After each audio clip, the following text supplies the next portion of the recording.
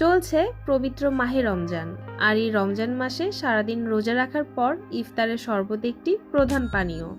তাই ইফতারে এমন কিছু পান করুন যা শরীরের সমস্ত ক্লান্তি ও অবসাদ দূর করে দেয়।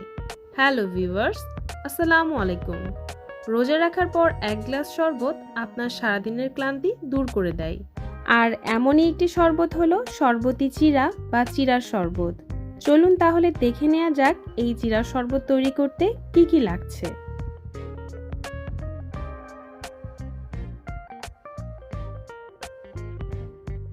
একটা বাটিতে নিয়ে নিচ্ছি 1 কাপ চিরা।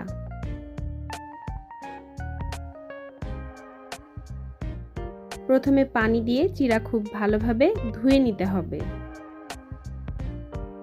বেশ কয়েকবার পানি চেঞ্জ করে আমি চিরাগুলোকে ধুয়ে নিয়েছি। এখন এই চিরার মধ্যে পর্যাপ্ত পরিমাণে পানি দিয়ে চিরাগুলোকে ভিজিয়ে রেখে দিব। চিরাগুলোকে পানি দিয়ে ততক্ষণ ভিজিয়ে রাখবো যতক্ষণ না চিরাগুলো ফুলে উঠে আর নরম হয়ে যায়। দেখতেই পাচ্ছেন চিরাগুলো পানি দিয়ে ভিজিয়ে রাখার ফলে বেশ ফুলে উঠেছে। এবার চিরাগুলোকে ব্লেন্ডারের মধ্যে দিয়ে দিচ্ছি।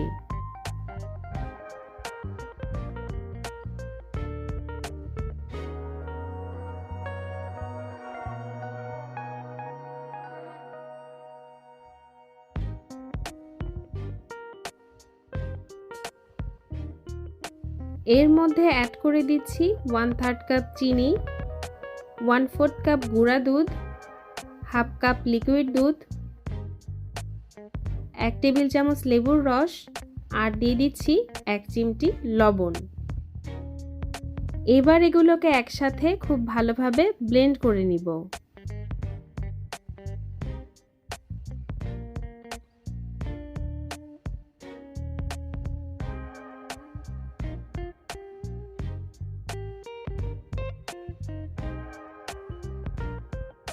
এখন এর মধ্যে পানি অ্যাড করব।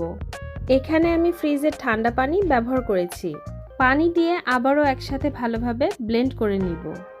পানি আপনারা আপনাদের পরিমাণ মতো দিবেন। যদি পানি বেশি দেন তাহলে পাতলা হবে, আর যদি কম দেন তাহলে ঘন হবে। যে যেভাবে খেতে চান সেইভাবে এর মধ্যে পানি অ্যাড করবেন। সারাদিন রোজা রাখার পর খালি পেটে চিরার শরবত শরীরের জন্য খুবই উপকারী, কারণ চিরা এমন একটি কার্বোহাইড্রেট জাতীয় খাবার যা পেট ঠান্ডা রাখে, আর হাতের কাছে অল্প কিছু উপকরণ দিয়েই এই শরবত তৈরি করা যায়।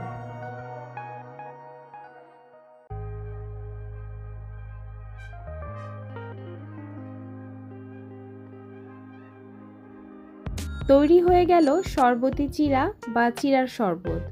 প্রিয় দর্শক, অবশ্যই এই রমজানে চিরার শরবত তৈরি করবেন।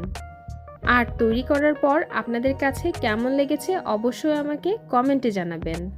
আশা করছি চিরার শরবতের এই রেসিপি আপনাদের সবার কাছে অনেক বেশি ভালো লাগবে। রেসিপি ভালো লাগলে লাইক, কমেন্ট, শেয়ার করতে ভুলবেন না। সেই সাথে চ্যানেলটি সাবস্ক্রাইব করার অনুরোধ রইল। সবাই ভালো থাকবেন, সুস্থ থাকবেন, নিরাপদে থাকবেন। আল্লাহ হাফেজ।